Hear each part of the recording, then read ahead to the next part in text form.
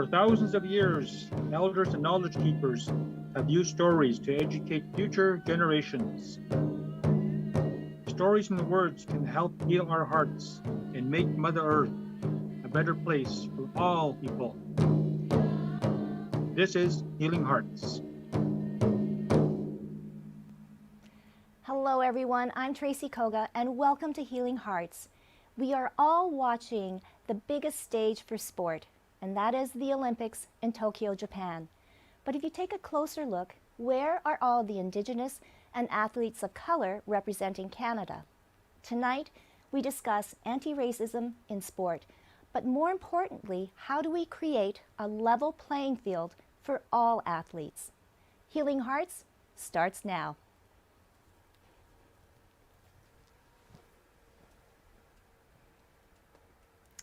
Hello, and once again, welcome to Healing Hearts. Let's open the doors to all of our distinguished guests tonight. I am so happy. It's a brand new show. We did a little bit of a summer little break, and here we are, the Olympics, the biggest stage for all sport. But tonight, we want to talk about anti-racism in sport, and also, more importantly, how do we raise the bar and create an inclusive way to include all athletes of all race, of all color, and of all abilities. So I am so happy. I have, first of all, I have Daria Hokera Palmer, who has a great organization. Actually, it is called Anti-Racism in Sport through Immigration Partnership Winnipeg. I have the very distinguished Professor Tina Chen on board from the University of Manitoba. Of course, your specialty is history, but you are going to bring to the table a lot more about this subject. And I've always wanted to meet this woman, Leisha Strawn from the U of M, also Professor, Associate Dean, Kinesiology and Recreational Management. And again, Leisha, you're going to tell us a lot more about your own lived experience and what you can bring to the table. And definitely last but not least, very important, Chris Prince. Now, formerly, Clayton said that you were a professional lacrosse player, but we're going to hear more about you as a dad with a son playing football, and your thoughts and feelings and everything like that that you can bring to the table, and certainly representing to your communities, with First Assembly too as well. And thoughts and prayers with your communities through all of these forest fires and wildfires and being displaced, and we're sending all of our love. Okay, so actually I'm going to go with Daria because you're part of IPW, which, again, they're a huge, I guess, partnership, or, we have a great partnership with them. And we heard about this organization that you're the campaign coordinator and manager for. So, Daria, let's talk about right now the Anti-Racism in Sport campaign that you're heading. Sure. So as you mentioned, I'm the campaign project manager for the Anti-Racism in Sport campaign with Immigration Partnership Winnipeg, funded by the Canadian Heritage. So it's been a really interesting year, this full year. We started planning for this campaign back in November after we received notice that we would get this grant, and we launched officially in April of 2021, and it's going to be running for an entire year all the way to March 2022. And for me, this is a fantastic campaign, mainly also because I'm an athlete, a coach, and a referee. And so it really sort of encompassed a lot of the beliefs that I had growing up as an athlete, and then really moving forwards into sort of that active for life perspective of how we look into the long-term athlete development model. And so Anti-Racism in Sport is a really great campaign that we're running. And it's an intersectional and a multifaceted approach in how we're working with this campaign. And we have several different activities that we're running. So we have a research campaign with the University of Manitoba, collecting data and lived experiences of racism and discrimination in sport, the root causes of racism and discrimination, and then existing in anti-racism initiatives and resources that can help with our campaign. We're also running school presentations with middle school students. So we have a professional athlete and a prominent community member, athlete or coach, who's partnering together to deliver these presentations. And they're really great. We've already done a few in June, and then we'll be running through them through the rest of the year. We're going to be starting to do the training for sports stakeholders. So this is going to be for players, for parents, for coaches, referees, sport administrators, and board members on their different roles in how to be an anti-racist with an organization or as an individual, or what type of actions can they take. We also have a public awareness campaign, which is a lot of where we're going to be promoting a lot of our materials on social media mainly, but also through public venues as we've done throughout the past with CBC and Winnipeg Free Press. And then we also have an accord that we're going to be developing that's going to be launching in the fall, very similar in concept to the Indigenous Accord, whereby organizations can sign on to move forward the point and how are they going to be an anti-racist organization, what actions are they going to take, what steps they're going to take to move themselves forward, and then also have that acknowledgement piece of what's been happening and then how to reconcile with moving forward into being an anti-racist organization. So those are the activities that we've been running, and we're really excited to share that information with you. So I'm curious, Daria, like what has been sort of the feedback, or what have been some of the questions that have been asked going through all of these programs? Sure. So when we first launched, we had really great reception. I think we had probably about 1,500 people watch our launch event, which was fantastic. We couldn't have asked for something better, which is really great. The biggest question that we did have were from individuals, and they were saying, what can I do? How can I contribute to this campaign, or how can I be a part of it? And we're really hoping that through the activities that we're having something for everyone within sport, so that if they're in school, we have the school presentations. And if you have a student, or if you're a teacher or connected to a school, we would really like you to sign up on our website to have a school presentation, and it's completely free. Or if you'd like to learn more about different types of training, we're going to be offering that training in the fall. So it'll be a really great opportunity for everyone to get involved, to have knowledge sharing, and then to also learn a lot more about the great initiatives that are already happening in the city. I mean, it's not about rebuilding the wheel here. There's a lot of really great activities. There's the ACM, the Aboriginal coaching modules, that happen through Manitoba Aboriginal Sport and Recreation Council. And so we really want to highlight those pieces, and how it's not just about being an anti-racist, but it's also about how do you learn, how do you educate yourselves, and then how do you use that knowledge within your role in sport. And now you mentioned too that you were an athlete as well as a coach.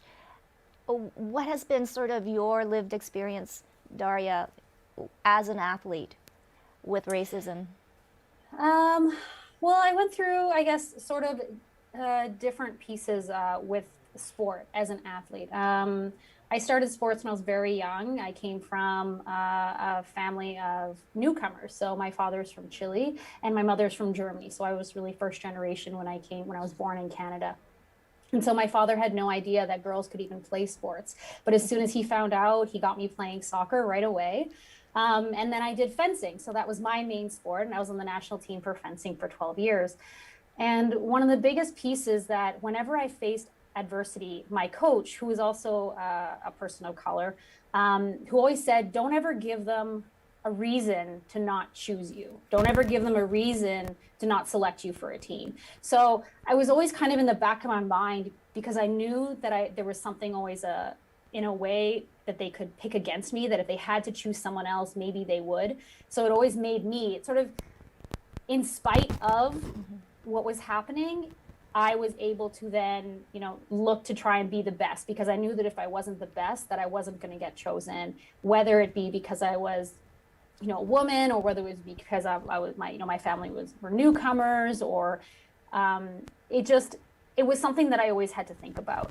And when I dealt with that, and I had certain coaches later on in life, not my personal coach, but national coaches who maybe walked the line, tiptoed the line on what was acceptable in coaching or what should have been acceptable in coaching, you almost had to just bite the bullet, because they were the ones who were choosing the team. You weren't able to then complain about them or report them, because there wasn't really a mechanism in place. And so you just sort of had to live with it, and in spite of that. And so I'm very lucky that I was still able to, because I know there's a lot of athletes that were not able to, and it really was a barrier for them. And it just shows that when you look at who's participating in the Olympics, the type of people are participating in the Olympics, the socioeconomic status of the people that are participating in the Olympics, it's not necessarily the people who started out.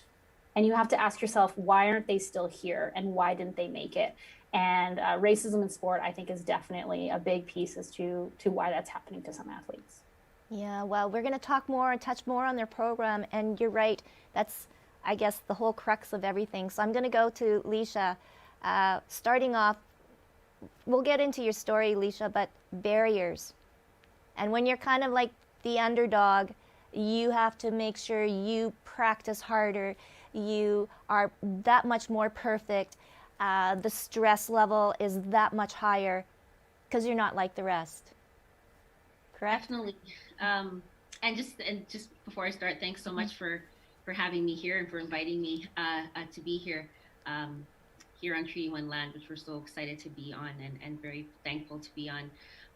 You're right. There's so many barriers to participation, and as you said, that message, and I'm sure each of us here, particularly coming from immigrant families, had that message growing up for anything we did, that you needed to be better than anybody else, and particularly my parents would say, than white children. You need to be better than them in order for you to excel, and what they can do at a regular level, you need to be able to do 3 times better than them, so that the people don't have a choice but to select you and but to see that you have better skills. So that was not only the message in sport, but also the message in school. And so yeah, you're right. There's tons of barriers, and piggybacking on what Daria said, particularly with athletes of color, and we, there was a post that CBC had put on their social media right before the Olympics started that touted and talked about the number of women and the percentage of women in sport, and particularly Olympians, and that Canada was sending more women than they were men going to the Olympics. And I made a comment below when it first went out about this is great. It's nice to have more representation in terms of gender, but what's the breakdown? What's the race-based data that's in there? And wow, the comments coming back, that's one thing that you have to know when you're doing any type of anti-racism work on social media. You have to be ready for those comments, because people come back quick and furious with lots of, well, it's not just like, oh, stop putting race in this conversation, it's it's who's the best goes, and you have to calmly educate people that it is not always the best that goes. It's not, we're not on a level playing field at all when we're dealing with racism in sport.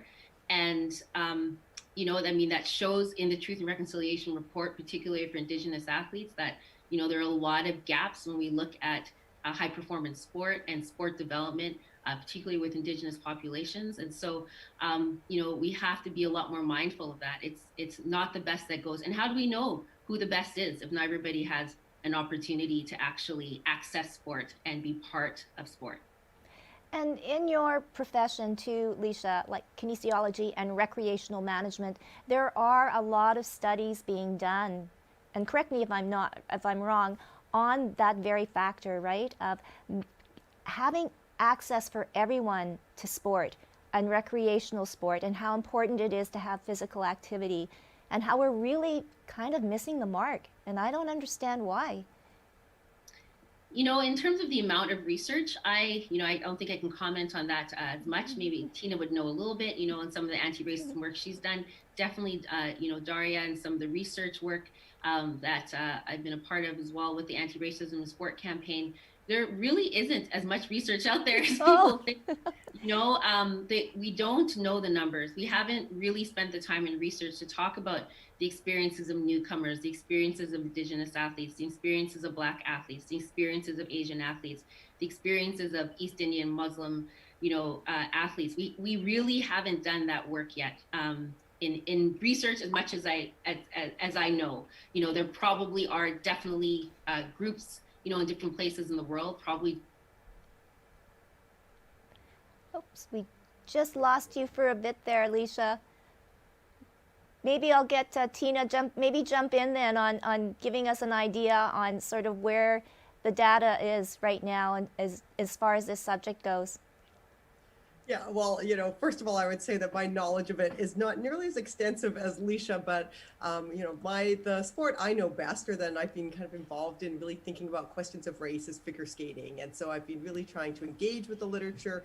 But I think Leisha's entirely right. There's been no expectation of sports organizations that we would gather data on race, ethnicity, indigeneity. So I think even as we see sports organizations trying now to respond, to do their work, the reality is we can't even answer those questions. And, how many are there? And I'm really excited. I'm currently involved in a project with figure skating where we're beginning to start a survey so we can understand better the experiences of athletes, but particularly in the relations to questions of racism, of equity, diversity, inclusion. So we can begin to look at that.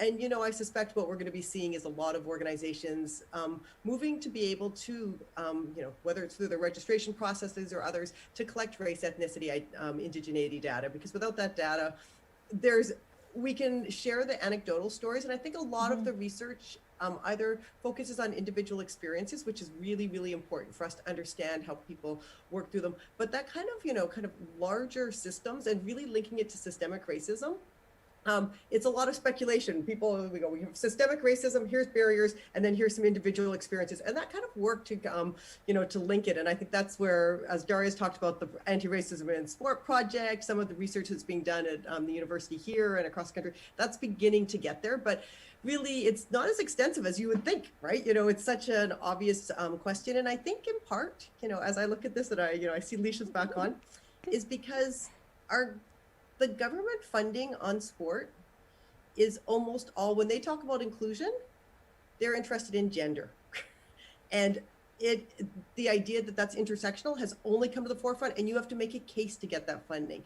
And so one of the things that's, this really kind of interesting unfolding is in the world of sport, and particularly because I'm in the world of figure skating, is that the sport itself, generally young women are overrepresented relative to boys. So we're actually not eligible for a lot of different kinds of funding, even though on the grand scheme of sport participation, you would think you would encourage and so there's all these different ways. But also when you start saying we're interested in race and think about racialized experiences, it's a little more difficult. But for me, the excitement is that as researchers ask the question, as athletes demand that we ask the questions, as communities say, why aren't you actually talking about my experience? And, I know in skating, one of our big issues is that, like many other sports, is that it's a judge sport. So people stay quiet. They try not to ruffle feathers. And so it's not been a space where most people feel like they can share their racial, ethnic, or indigeneity. And so actually the answer often is people only learn after people have left sports, how they identify, who their communities are, and what their family is about.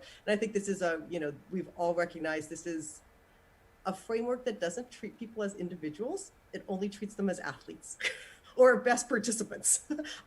And that big shift towards how do we treat people and see everyone as a person and create and change sport for that kind of inclusion. I think that's, for me, that's so much the important, like at the center of the anti-racism work is seeing people and creating those spaces. And then, as Leisha said, opening up the conversations. And for many of us who are more established or in our sports or perhaps like me, willing to speak, to talk a lot about things, to take the pushback from others, because I think it's, youth really also demand us a different setting than what I think many of us participated in, where we kind of, in a kind of assimilationist moment, agreed to just kind of do what we needed to do in the sport and try to keep it separate from our lives. And I think now I'm really happy to see that that's just, people are held accountable for that. And I think that's a really good move.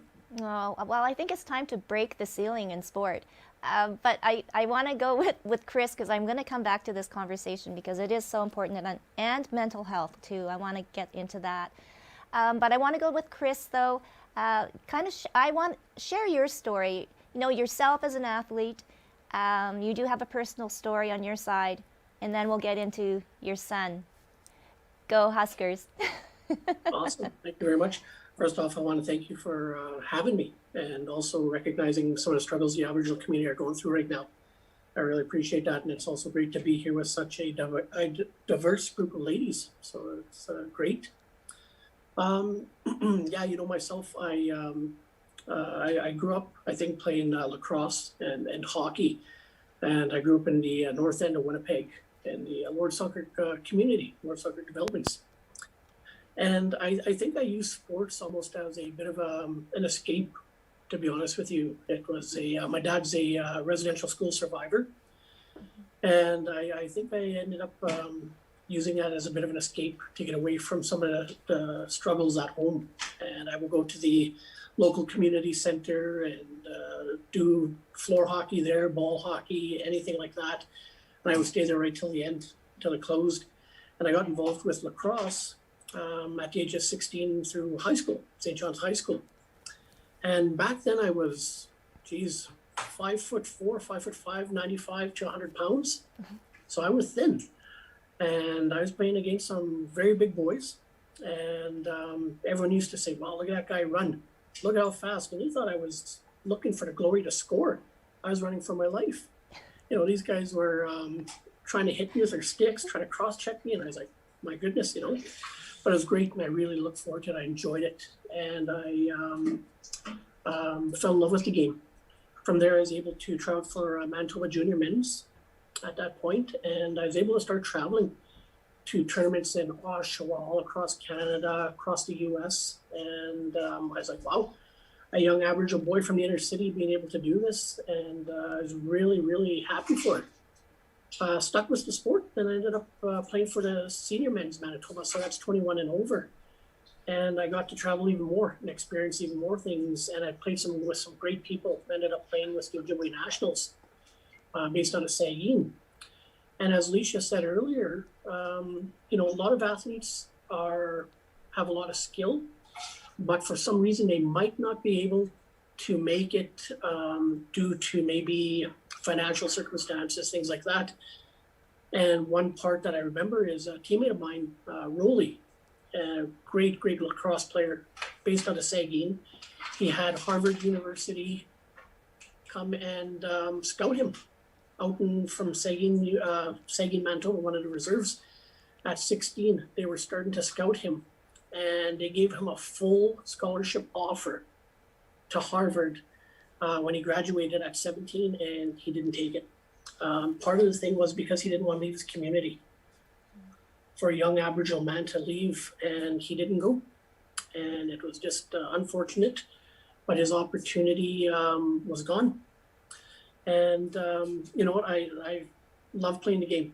It was great. I think it's had a chance to show me parts of the world, and had a chance to play with some great players.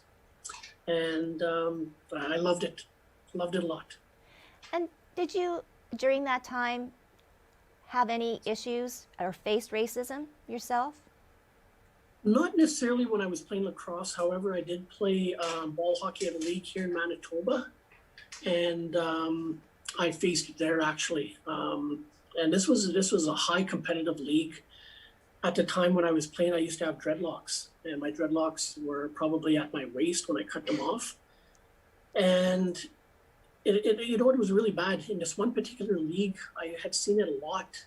And when I had voiced concerns about it, the conveners of the league just kind of poo-pooed it. They didn't do anything about it because these guys were involved with their Team Manitoba team and their travel team. And it was almost like an old boys club, if you will. So, they were doing that. And some of the comments I heard, I remember one evening in particular, my wife was in the stands. They made a derogatory comment towards her for Aboriginal women. And then another one was that they started calling me savage. Why don't you go home and eat your kids? They're saying this as I was lined up against their boards, waiting for the face-off. So I was sitting there and I was hearing this. I couldn't believe I was hearing this. Caught me off guard. They were calling me things like predator because of the dreadlocks, which was okay. That's fine. That's trash talk. Jack Sparrow from, Pirates of the Caribbean, things like that. But when they start making it racial, that was a whole different game. Go eat your kids. Go home savage. The community you come from, you're probably used to fighting with sticks. And it got pretty ugly after that. They had to call the game. And again, I went to the conveners and they said they didn't hear anything. The referee was a good friend of the team and he said, I didn't hear nothing. The only individual that was able to confirm what had been said was the attendant who was working the rink. And he said, I heard it all and I will put it in writing. Came in writing and nothing was done. Nothing was ever done about it. I vowed right there and then I would never play in that league again, and I did leave. Wow. Now, I guess turning towards your son now, Yep. he's quite, I guess, the accomplished football player and heading out west. Yep. So I guess we were talking before just a little bit, and you're so proud, like both of you, your wife and you are so proud, but do you have kind of mixed emotions sending him off? You know, if somebody had told me that played for that team, the community that he's going out to has a bit of a racial tone to it. And that concerned me right away. But I like to think that we have raised our son strong enough to be able to deal with that.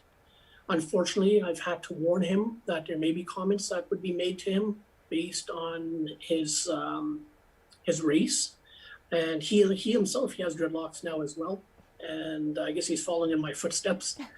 And you know, I've warned him of things like that. And again, that's an unfortunate thing. I asked him last night. I said, "Have you ever heard any racial comments made towards you while you're playing?" He said, "None, never. A lot of trash talk, and that is part of sport, you know, but nothing racial." And I was very happy to hear that. Really happy to hear that. Because I don't think I would want him to go through some of the things that I've heard and some of the feelings that come with it, the anger, because he's not an angry man. He's a big teddy bear, and you know, I wouldn't want him to feel that anger. Oh, wow. Well, we wish him all the luck, and we're going to, yes. So I want to go back now, talking to also about mental health, because this is all part and parcel, right, with racism and the pressures and stress. And so Leisha, actually, I'm going to get you to actually share your athletic experience, which is quite the experience, so now that I'm told, you know, and then kind of touch on, say, you know, the stresses that you went through as an athlete. Sure. I'm sorry for my technical glitches today. I hope That's okay. hope I can stay. If not, I'll be back. If not, I'll be back. Tina just jumps in anyway, so it's okay. Perfect. Yeah, I was born here in Winnipeg. I'm a first generation Canadian, as is Daria, as she mentioned. My parents are from Grenada, a little island in the Caribbean, and immigrated to Canada in 1968. So they've been here for a long time. And you know, they got me into sport because I was just very active child, and the sport that I leaned into was baton twirling. And you know, they didn't know anything about baton twirling. You know, it's really interesting when you hear about other you know, people getting into sports, usually something their parents did, or you know, not always, but often.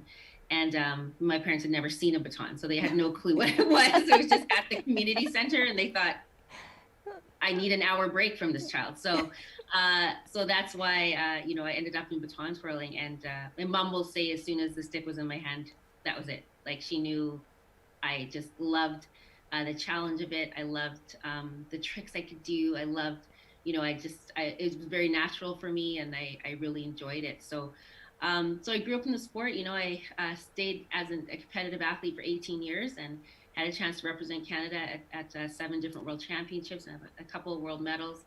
And, you know, when you're, you know, and I have a hard time, I think, sometimes, you know, not talking about my own experience, but equating it to other Olympians, because we're not an Olympic sport. We have got a world championship. We're a very small sport. You know, when you go to Europe, it's a little bit bigger. That's when we, you know, actually have, I would say, crowds that come for finals and for to watch the competition. And that's always, I find the biggest distraction is probably because we're used to not having a ton of people in the stands. So, you know, so for me, you know, I think, yeah, I probably had, you know, my own struggles sometimes with competing, definitely from transitioning from the junior division to the senior division. I was very successful as a junior, and making that leap to senior was really difficult for me, and I thought it would be easy. You know, it was a little easier in the first year, and then as time went on, I realized that, oh my gosh, people are getting better. People are actually getting better. Why doesn't everyone just stay bad? You know what I mean? But people are getting better, and you know, people I always beat before easily were beating me, and you know, that played with my mind a lot. I lost a lot of confidence, I feel like, for a couple years in there, and you know, so much so that I wanted to just quit the sport. But the year I had decided to quit, you know, my coach in her wisdom said, you know, why don't you just do one more year for yourself? And you know, I hadn't really thought about that way.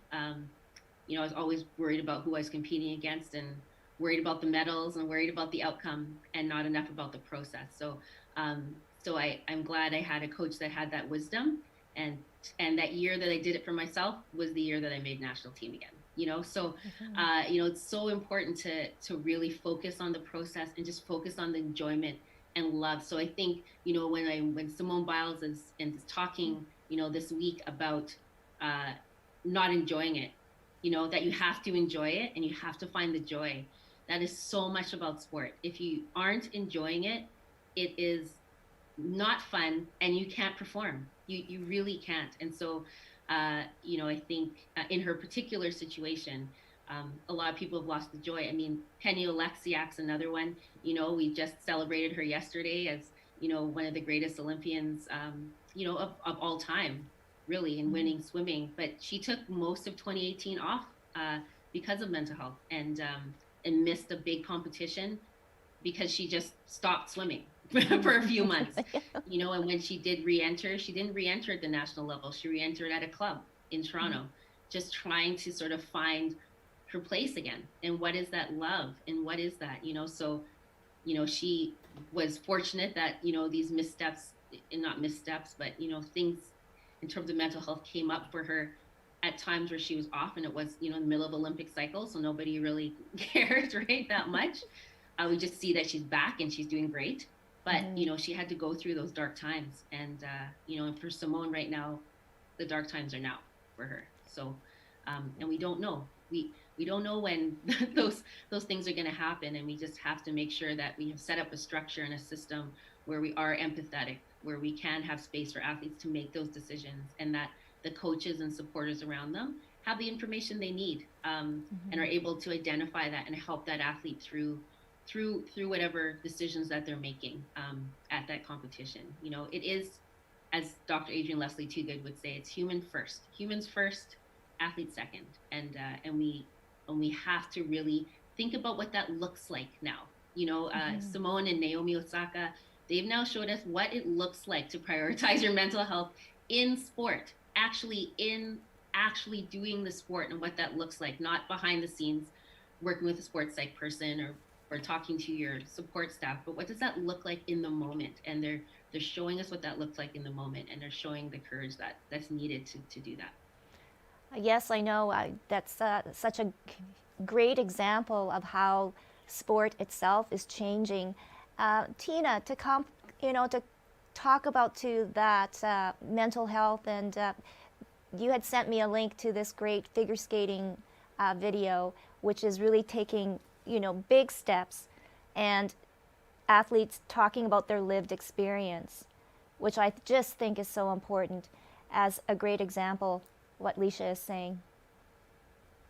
Yeah, I would say, you know, in the skating community, I mean, in terms of mental health, finally conversations are coming forward, as well as various aspects of physical health that people have ignored. So particularly eating disorders, the need for body positive guidelines, all of these things were finally starting to open conversations, and finally starting to open conversations on race. And, you know, I'm very privileged to be able to call Caitlin Weaver a friend of mine. She's a former Olympic ice dancer, but this production that she did for Open Ice Visionaries that featured the stories of athletes who are really thinking about the relationship between sport and social justice and change. It was so powerful, thinking through, you know, the way that our experiences become intertwined with our very sense of self. And, you know, I would recommend it to anybody to watch this, but really the takeaway was, you know, you need, you know, being able to be true to yourself in sport and out of sport, and knowing that that is enough, and having the supports around you to ensure that that's there. And I think it's, whether it's Adam Rippon's story or Kara Corpy and Alaj Balde, Scott Hamilton, all featured in here, and as they their different struggles to be who they are and through sport, but also how many barriers, how sport created barriers and insisted these big moments in their career and the trauma that came with it. And I think that's one of the things, that I'm so happy, Simone Biles, Naomi Osaka, that they're taking that they're speaking out. And just before we came on today, I was actually on a Zoom session with my figure skate, with some of the skaters that I work with. And we often are checking in on different things. And today we spent our time, actually, I said to them, how many have followed the coverage of Simone Biles? Let's talk about this. And, it was such a great opportunity because it allowed us to talk about how we prioritize mental health, what the risks are. Are you preparing for that? And one of the things that we talked about that I hadn't thought about really until I had an opportunity to listen to my skaters. So, as always, listen to the youth, they can tell you things. But as I listened to them, I said, the thing is that when anyone enters into a competition setting in any, or, even practice, if they have a physical injury, there's always a plan in place. You know how much they can withstand the pain, what you should do, and when you need to withdraw.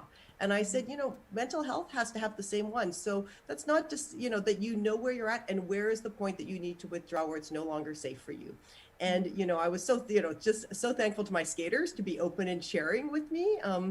And, as I've been thinking about it too, just thinking as well, and I see Leisha's camera went, but I wish Lisa's camera was back on when she comes back, because I think one of the places that this is, although in sports beginning to open up more, is that I'm not sure there are enough qualified people to consider the intersection of mental health and race, so that racialized athletes, the pressures, the way that they're put in the spotlight, what's expected of them, are not the same. And so that when we also want to think about mental health, it's not the same for everybody. And, as I think about our strategies for anti-racism, really recognizing that in many sports, the kinds of demands around what I just think of as assimilation, fit yourself in and you can be fine in our sport, are there, or the types of barriers, the lack of representation, the lack of mentorship, the constant need to, and the message be better so that no one can find a reason not to like you. And so, I think this is where we really, as we talk about mental health, also need to think about, well, who are we training? Who is going to be working with athletes so that they understand racialized experiences as well, and that we're not assuming I'm glad you're back, Leisha. I was like, Leisha will be able to follow up this comment, because I think it's really important that we see the networks, the ability to talk about it, but race is part of the experience of mental health, and also whose families and communities are receptive to hearing those. And I think that's, certainly in the Asian community, space to talk comfortably about mental health is not as open as we often want. And we know that from talking on Hugh in other ways. We certainly do. And I think too, it's just when we're thinking about who the people, who the athletes or who they're speaking to, they want to speak to someone that looks like them as well. That's how we also become. So, in the clinical psych world, there also needs to be a push to think about how we're diversifying people within clinical psych, so that we can have people who look like the people who need the services. That's so important as well. That representation is so important. Yeah. Daria, I do have a question from our audience watching. So it might be twofold with Tina too. So they just want basic one: will research results from the anti-racism and sport campaign or the figure skating research results be available online so people can see this once it's finished? Daria? Yes, so we're doing sort of 3 different research projects within our research piece. Is the first 2 are environmental scan and a literature review of what's going on with the current state of the research that's out there. And then we're also doing focus groups with people with lived experience. And so once all of that's complete and we're able to compile that data, we're then going to be sharing that through our campaign. And then that information is also going to be incorporated into our training materials and our presentations. So short answer, I guess, yes, but long answer is there. And that's so perfect too, because it was touched upon the coaches. The coaches are so important, right, into creating this safe and inclusive space for all athletes, and to encourage them. I just have another question, and Chris and Daria and Tina and Leisha too. It's actually a great question.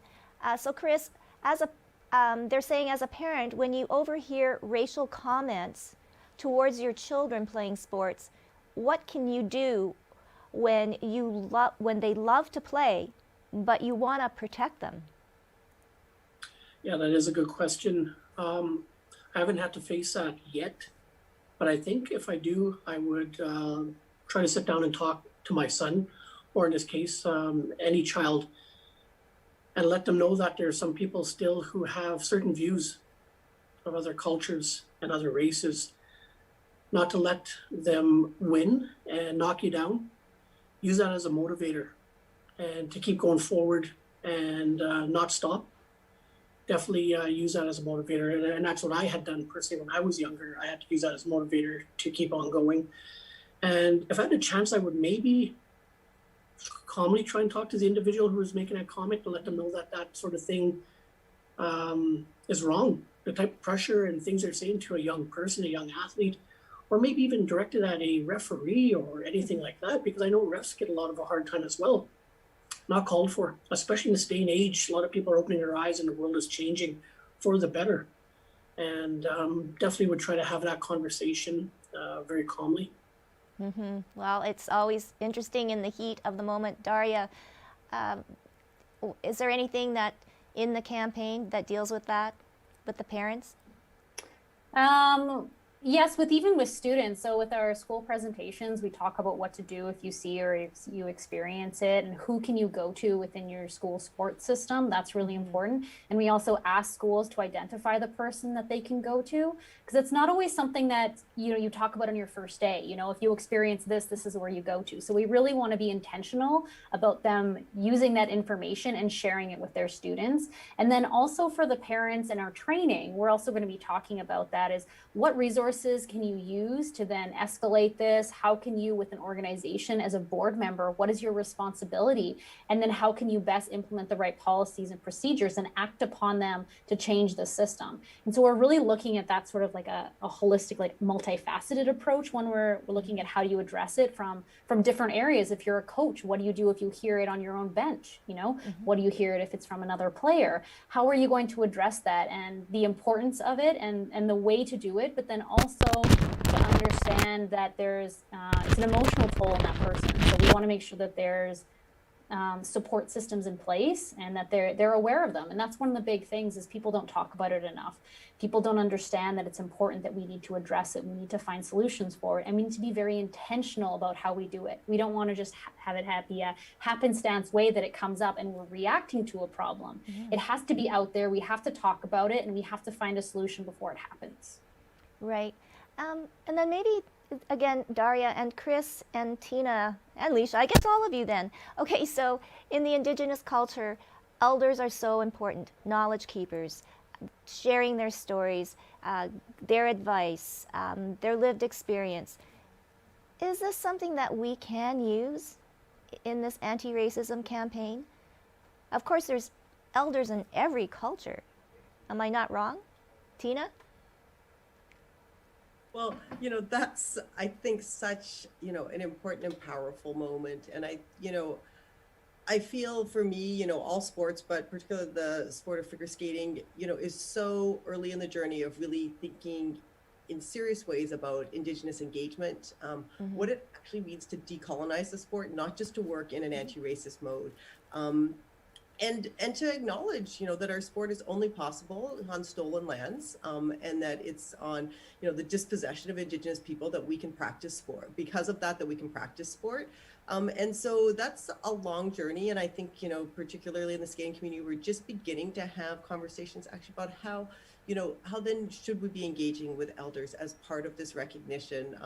And also, we're beginning another pilot project that will unfold this year that I'm really excited about, that really is asking to work with members of Indigenous communities to find out for them what would make skating meaningful. What would make skating be community? Not how do we ask them to participate in the programs we already have, but what actually would need to happen in skating? How would it need to change? And so I think we really need to shift and think about some of these and give up some of our power and position and privilege about what we think the sport is and why we think it's important and what the values are, and ask others. And I think this is true for those who are Indigenous, elders, prospective elders. You know, Dara's already talked about the Aboriginal coaching modules. All of these that people thought were extras to their training are actually fundamental to our training. And I think that's the key, is that they no longer should be something that we do if we have extra time or we think we're going to work with particular individuals. But I think we just have to recognize that if we are coaching and we're part of any sport organization,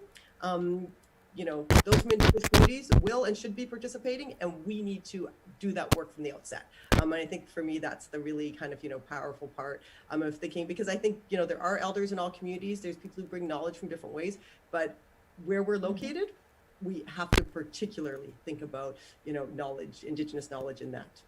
But while I have the mic open, before others go over, I will say, yes, the research from the figure skating study will be available. The survey and the final reports probably won't come out till January of 2022, but it will be on the Skate Canada website, because I've been, you know, I'm very fortunate that they've agreed to partner. They will be looking at the recommendations. And the hope is that we will also be presenting it in various town halls. And Tracy's always a great supporter of this, so perhaps you'll be able to hear it back here at some point. And maybe even with some of the work out of the research from the Anti-Racism in Sport, because I think there's a lot of shared conversations. And Yes.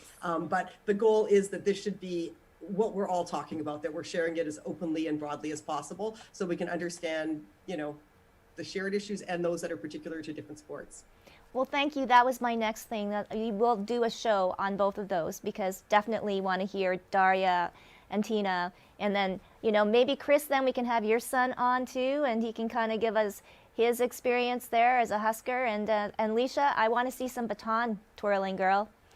But getting back to elders, and you know what, Tina, you always put it so eloquently, and it always makes such an impact, because yes, figure skating is very white, no doubt.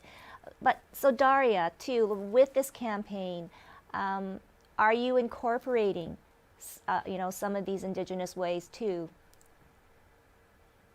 Yeah, so part of what we're looking to do with our training is to really focus in on the Truth and Reconciliation Commission's calls to action, specifically 89 and 90.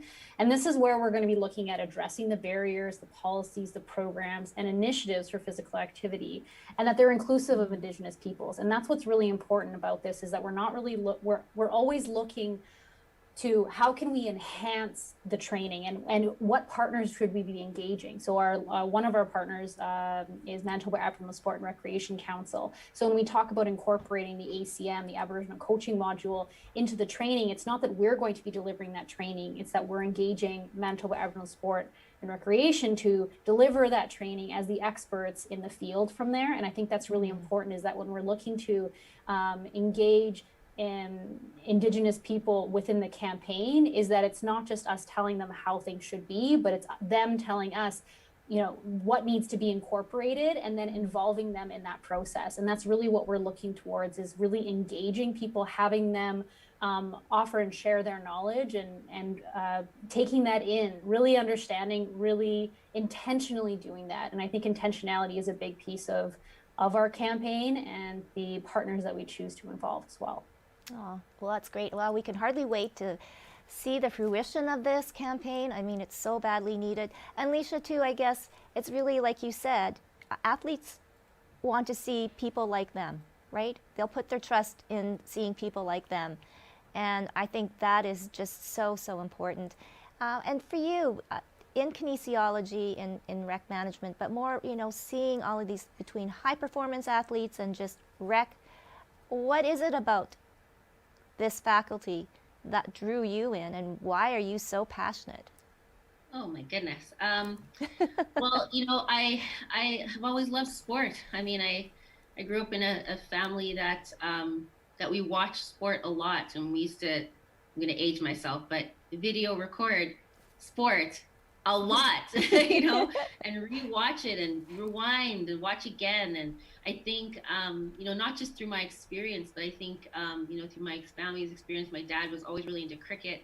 I remember on Sundays, coming home from church, having breakfast, and my dad was in his all whites and gone for the day, like to Assiniboine Park, where they still play cricket on Sundays and many different times during the week. And so I think that's always been ingrained in me. And I'm really fortunate that I had coaches who talked a lot about, at the time, even revolutionaries talking about sports psychology, when I was 13 and 12, and talking about the importance of imagery and talking about the importance of self-talk, and not knowing all the research around it, but had done, some of their own research and, had figured out some things that I could do to get myself to the next level. And so, so that sports psych piece has always been very, I think, just a part of me. And so I was a physical educator for a few years, and then, went back to school after that. And I think finding out that I could actually do a master's and PhD in sports psychology was very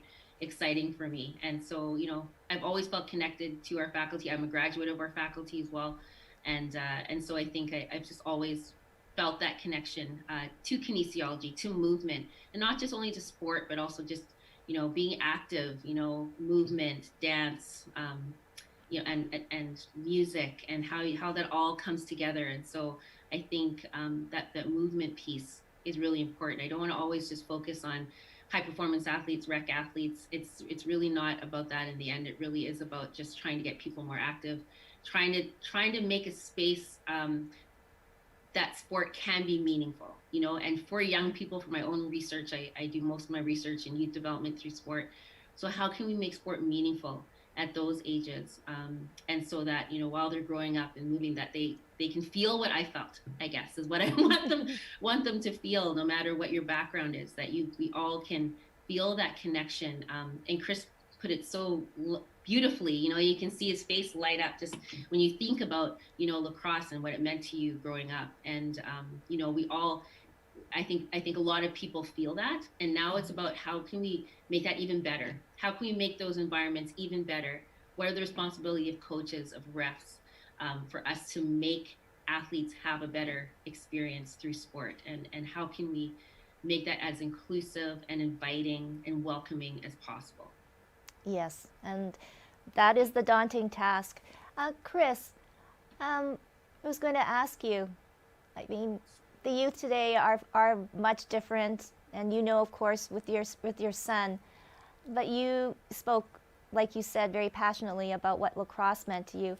What would you say to future young athletes out there? Maybe someone that is kind of scared to start, or where to start in sport. Yeah, you know what? All I would say is that don't throw in a towel right away. Make sure you give it an honest chance, and to do your best. And you're going to have some people that are going to try and knock you down and tell you can't do this or you can't do that. Maybe you're not the fastest or the biggest, but use that as a motivator. And keep going, and you're going to find some of your best memories as a young person is when you're playing on a team and playing sports, and the camaraderie that you find, whether it be traveling on a bus an hour away, even after defeat. That bus ride feels pretty bad, but you know what? You're with your comrades, your brothers or sisters that you go to war with, and those are things that you'll remember as an adult. I'm 47 now. I still remember all my road trips and things like that with my teammates, and I still look back at it very, very fondly. And I still sit here and I bore my kids and tell them about my stories, and they roll their eyes like, "Oh, Dad, that was in the 90s. That was so long ago." Yeah, I guess it does seem like a lifetime ago, but I still look back and I just think it's just great. And what do you hope for your son? I hope that he has a injury-free career. I'm always worried about the injuries. But you know what? I hope he has the same memories that I have when he goes away. And like I said, when he got picked up by this team, National Signing Day on July 1st, he already had tweets from the veterans on the team welcoming him. And I don't think he found that or had that during his high school career. And I could see that he felt really accepted. He felt, really welcomed, and they're all races on the team. Asian, Black, Native, Caucasian, everything. And there was a real bond there already right off the bat. And as a parent, so proud. Aw. Felt really good. So I'm looking forward to it, and I look forward to watching his games. Yes. Oh, no doubt. Big proud Definitely. parent. Oh, that's awesome, Chris. Daria, for yourself, I mean, you've been on the competitive professional stage of competing. You know, I know tonight we've been all talking about racism and mental health issues, but when it comes right down to it, when you do that win, when fencing you score that winning point, nothing else matters, right? Whatever color you are, gender you are, male or female, whatever. Am I correct? You're correct. Your gold medal is the same color on you as it is on someone else. And I think that's the thing, is that no one can take that feeling away from you, regardless of what you're going through. I think it just means so much more when you do things in spite of what happened and what's been going on in your life. I think it's just a bigger accomplishment, and it's something that you'll keep forever. And I hope that through the campaign, we can have more athletes have that experience and really, really enjoy sport. And I think that's the goal for everyone, is that everyone can participate and everyone can have that feeling. Oh, well, we look so forward to more of your campaign. And Tina, I mean, you've said it all, but even outside of the world of figure skaters, you know, we know that we have a lot of work to do, whether it's reconciliation or Black Lives Matter or all of these things that have come into our lives. But do you think perhaps the pandemic, where the world stopped, everything stopped, we no longer were totally thinking of ourselves, we were actually thinking about the world itself, of a global population, that this maybe put a stop in time for everything that was moving so fast forward in the world of sport, in competition. You know, thinking, oh, look at the billions of dollars that Tokyo spent for these Olympics, that and still, I know even now they're still going on, and we're kind of like, ooh. But do you think that was a moment of reflection? I certainly think, everyone in here has been involved in sports, so they have their own internal frameworks that just never stop. You know, each training session, season moves into the next one. If you're involved in an organization, either as a volunteer on a board, you're a coach, you're planning events, and it's just one after another. And I think that the pandemic really stopped. It gave people time.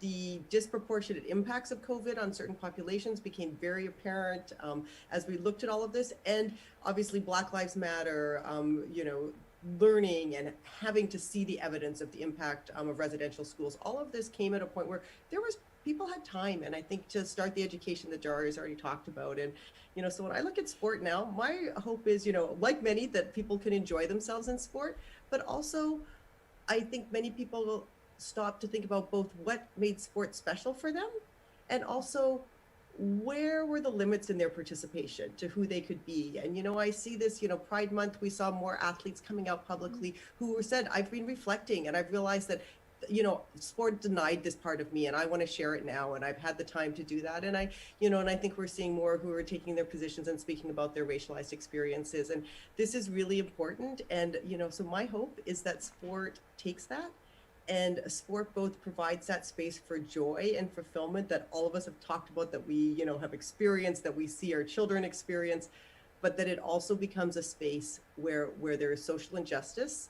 We can speak out, we can be protected in speaking out, that athletes can speak out safely, and that, and that we actually all feel responsible for doing that. We no longer sort of accept it as somehow a special bracketed system that we have to support, but actually we just recognize that it's very reflective of all the inequities in society, and that we're going to do that work. And so my hope is that sport just kind of finally says, we're not separate from society, we're part of it, so let's get to work. Because that enjoyment will only increase once we're able to all do that. And it'll be more accessible, it'll be more inclusive, and it will be a better place. And we'll be all healthier, right, Leisha? It just all goes hand in hand, right? No more junk food, no more sitting in front of a Zoom call. Get active. I don't know about the no more junk food part. Yeah, I'm all for the junk food. Don't take away my junk food, Tracy. Okay. We won't yet. Oh, but you get the last comment here, Leisha. You know, taking a look at you are now a teacher, a mentor, you know, giving out information. It's not more, I don't think it's any more, we'll always have textbooks and have to study from them, but I think it is truly, it's the conversations you have, it's the lived experience that you share, I think is going to be more important to university students moving on, correct? Absolutely, you know, and I think, you know, if we're going to be understanding more about, you know, Indigenous research paradigms, we know that storytelling is such a big part of the way of life of Indigenous peoples. And, you know, I think my parents would also say they did a lot of storytelling, and we learn so much through stories, whether they're, you know, stories of challenges or if they're successes. And I think it's important that we have to share both. And I'm going to, you know, take some time to encourage Chris, now that his son's going away, to start coaching in lacrosse. I mean, you know, your passion and joy, that's exactly what we need from coaches. You know, we need coaches who care. We need coaches who understand the assignment, who understand, you know, what kids need, and understand, you know, the impact that they can make also on parents. You know, coaches, I mean, parents listen to coaches for the most part. You know, our coaches have a little bit of power where they can, you know, try to think about what environment do they want to cultivate in their sport. And so I'm really hoping that all coaches, all parents are really working together now. You know, it's not just one or the other, but we really have to think about that. And as we mentor the next generation, you know, those in our faculty and going out and whatever profession they're planning on going into, we do want to make sure that they are equipped with what they need, understanding their assignment, understanding their position, understanding the privilege and the powers that they have, and how they can use that to make sport better. Oh, well, quickly before we wrap up, Daria, where can people go for more information on the anti-racism campaign? We have a website, antiracisminsport.ca, and then we also are social media on Twitter, on Instagram, and on Facebook. Okay, everyone be sure to follow. I want to thank all of you tonight. It has been such a great conversation. And yes, Daria and Tina, I will be in touch because we want to know these results, and the only way to really know them, right, is to get it out there. I think people only vested maybe in a sport or maybe interested will go to that, but I think this is knowledge for everybody if we want to make sport accessible to all. And especially you, Chris, thank you so much. And yeah, can hardly wait to see your son on the field. And thank you again, Leisha. It was so great to have you. Tina, as always, amazing. And Daria, congratulations on this wonderful campaign and Immigration Partnership Winnipeg. So have a great summer. And I'm so, so thankful that we could all get together and spend this time together. Thank you, everyone. And that concludes Healing Hearts. We'll see you in a couple of weeks.